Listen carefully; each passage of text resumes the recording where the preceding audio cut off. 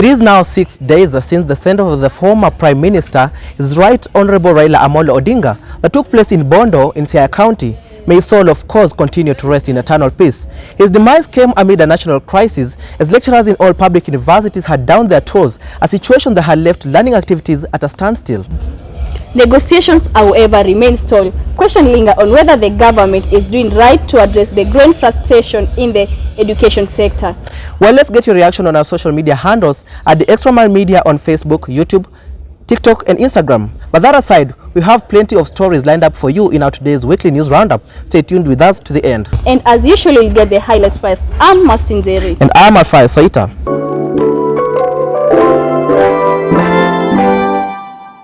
NEC exam kick-off nationwide as Education Ministry once again is exam and practice.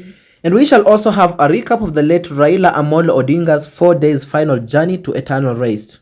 And the president signed new bills to regulate social media platforms. Welcome. The Kenya National Examinations Council (NEC) has announced that this year's national exams will commence on 27th of October, where over 3.4 million learners are expected to be sitting for their national exams. That includes the Form 4s, Grade 9 and Grade 6, who are set to sit for KCSE, KGCSE and KPCSE exams, respectively.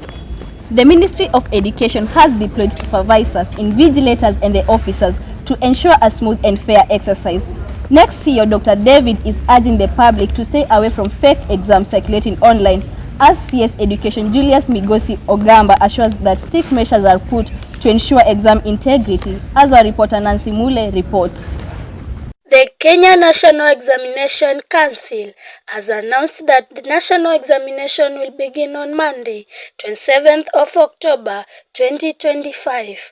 The exams include the Kenya Certificate of Secondary Education, the Kenya Primary School Education Assessment, and the Kenya Junior School Education Assessment. According to NEC, more than 3.4 million learners will sit for this year's national examination, including Form 4 candidates and the first cohort of Grade 9 students. Rehearsals for KPCSE and KGCSE are set for Friday, 24th of October, and the actual exam will start on Monday, October 27th. The government, through the Ministry of Education, has deployed supervisors, invigilators, and security personnel to ensure exams run smoothly and free from cheating. New measures, such as smart digital locks on exam containers and personalized question papers, have been introduced to enhance security. Students across NEC CEO David Jegere has urged Kenyans to be alert and avoid falling for fake examination papers circulating online. Double collection of first and second session papers was successful, and this helped to eliminate the challenge of early exposure that a few centers used to engage in. Education Cabinet Secretary Julius Ogamba has also assured the public that strict measures are in place to protect the credibility of the 2025 exams. Reporting for Weekly News Roundup, my name is Nancy Mule. Well, thank you, Nancy Mule, for that report. And of course, at the Extra Mile Media, we do wish all the candidates who are sitting for the national exams all the best, including not forgetting the Form 4s, of course, the pioneers of CBE, who are Grade 9. All the best in your exams. Now, moving on is that the former Prime Minister, His Right Honorable Raila Amolo Odinga, received a grand state funeral after he was pronounced dead on 15th of October in Ayurvedic Hospital, Kerala in India. From his heroic return to extravaganza state funeral, our political reporter Innocent Lucius has filed a 4-day recap of the event, and let's have a look at it. The enigma of Kenyan politics, the former Prime Minister, the key opposition leader, the people's president, the statesman, Right Honorable Raila Amolo Odinga was pronounced dead in Ayurvedic Hospital in Kerala, India. Raila Odinga, the figure famously known as Baba, Gwambu, Nyundo, Tinga, Joshua and other heroic nicknames, kicked the bucket on 15th of October 2025 at the age of 80. Baba succumbed to cardiac arrest while nursing treatments. Being a statesman, a Kenyan delegation led by Prime Minister Musalia Mudavadi was sent to collect his remains, which arrived in Nairobi in a king style on 16th of October 2025. Due to huge crowd that he commanded, the body was taken to Kasarani for public viewership and later on to Lee Funeral Home for preservation before he was accorded a state funeral at Nyayo National Stadium, the event that was graced by dignitaries from all over the world.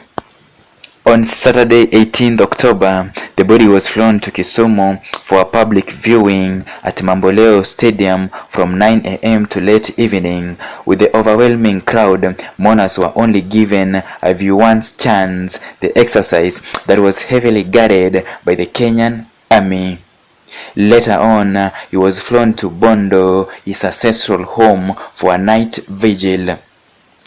19th October 2025, the dark Sunday, a day full of somber mood prevailed in Siaya County. Mzee Raila Amolo Odinga, the father of Kenyan democracy, pioneer of human rights and constitutional reformist, was laid to rest. Odinga's death has marked an end of an era in Kenyan politics. His contributions to Kenya's democratic journey and his unwavering commitments to human rights and social justice and his enduring impacts on nation's political landscape will be remembered for generations to come. Rest in peace, Jacome. Innocent Lucius, The Extra Mile Media. Thank you, Lucius, for that detailed report. And now, moving on, the Kenyan government has enacted new laws to regulate social media platforms, tightening control over online content and the user activity. And the amendments, which also target cybercrime and ICT regulations, are expected to impact millions of internet users and digital businesses across the country as authorities move to curb misuse of online spaces while promoting digital engagement. Our reporter Rebecca has filed the reports. Over the last few days, His Excellency William Samoei Ruto passed 8 bills into laws. Among them is that one of Computer Misuse and Cybercrimes Amendment Bill. This bill seeks to expand the powers of authorities to investigate online crimes, tighten the penalties for cyberbullying and misinformation, and regulate how digital evidence is handled in court.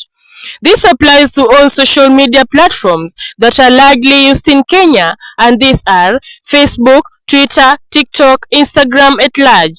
The reason for this is because of the misuse of social media by anti-government crusaders, especially during the Gen Z's protest. The laws gives the government authorities to block sites, curb online speech. It's also said that the computer misuse and cybercrimes can lead to imprisonment of the victim in a period not exceeding 10 years or attraction of a fine of 20 million Kenya shillings. Among these 8 laws are the National Land Amendment Bill 2023, Virtual Asset Service Providers Amendment Bill 2023, Wildlife Amendment Bill 2023, Computer Misuse and Cybercrime Amendment Bill 2024, National Police Service Commission Amendment Bill 2024, Air Passenger Service Charge Amendment Bill 2025, Privatization Amendment Bill 2025, Land Amendment Bill 2023. Reporting for Weekly News Roundup, my name is Rebecca Naliaka. Well, thank you, Rebecca, for that report. That now takes us to a short commercial break. We'll be right back. Don't press the dial.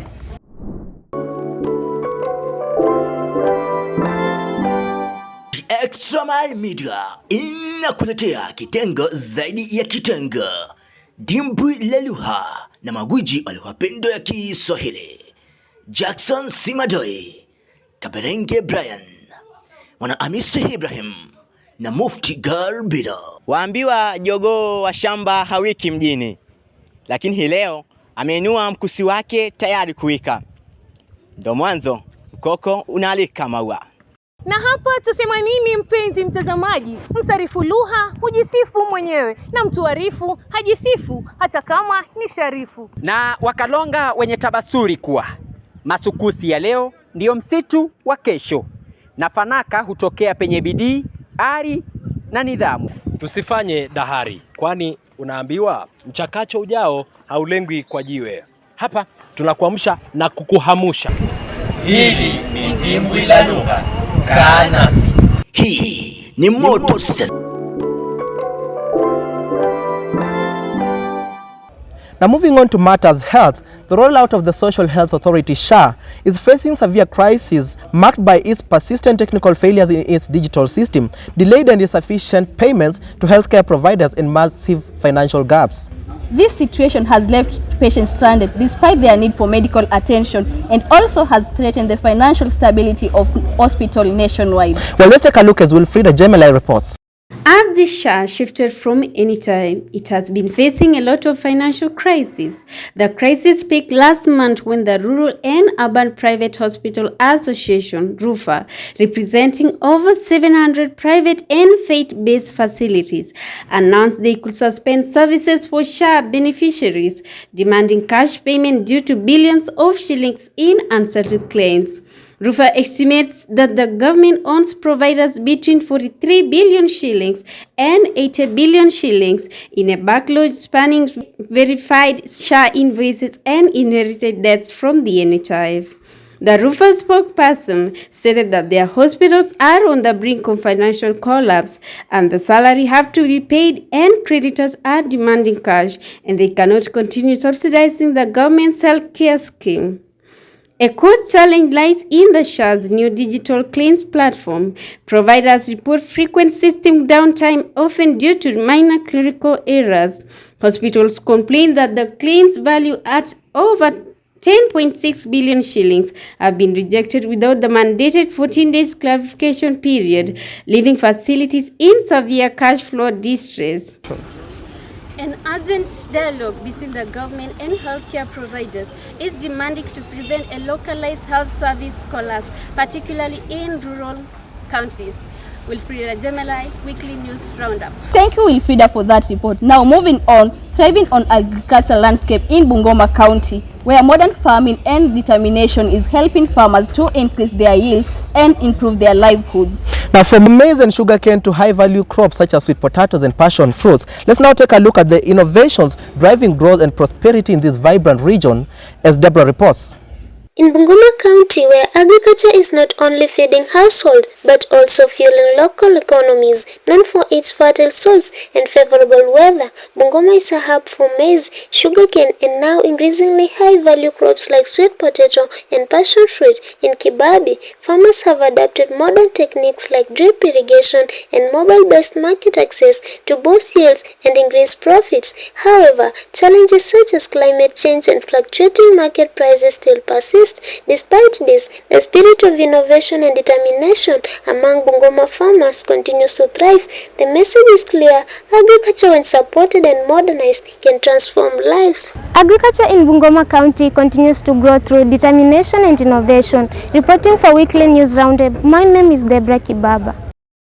Thank you, Deborah, for that report. Now, crossing the border to Zimbabwe, the ruling ZANU-PF party is seeking to amend constitution to increase President Emerson's term in office by 2 years. A move that has sparked sharp criticism from the opposition, which views it as an attempt to undermine democracy.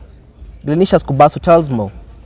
The proposal adopted at a party conference late on Saturday will prolong the 83-year-old president's second 5-year term, which currently set to end in 2028. Under the leadership of the President and First Secretary of ZANU-PF, His Excellency Comrade Dr. E.D. Mnangagwa, it is resolved that his term of office as President of the Republic of Zimbabwe be extended beyond 2028 to 2030. The resolutions come amid a succession battle with ZANU-PF, where Mnangagwa's main internal rival, former Army General Constantino Chiwenga, has been accused of treasonous acts.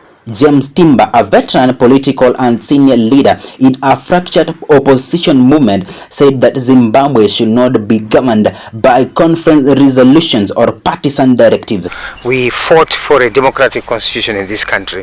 Zimbabweans voted in their overwhelming numbers in 2013 for a democratic constitution. Right. This is a constitution that we are willing to defend and continue to do so. This constitution says a president serves for 2 terms. We must just respect that. The constitution requires the current president to step down in 2028 after serving his 2 5-year terms. ZANU-PF has ruled Zimbabwe since independence from Britain in 1980 and holds a commanding majority in parliament as the government tries to rebuild a weak economy and reduce crippling debt obligations. Reporting for Weekly News Roundup, I'm Glenishas Kobaso. Thank you, Kubaso, for that report. And at this point, we end our news roundup of this week. See you next time. And remember always to follow us on our social media handles. That's at the Extra Mile Media on YouTube, TikTok, Facebook, and Instagram. See you next time.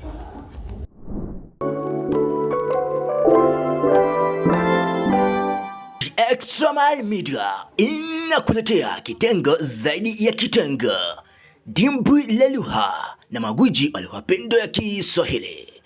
Jackson Simadoi, Kaberenge Brian, Mwana Hamisi Ibrahim na Mufti Garbido. Waambiwa jogoo wa shamba hawiki mjini, lakini hii leo ameinua mkusi wake tayari kuwika.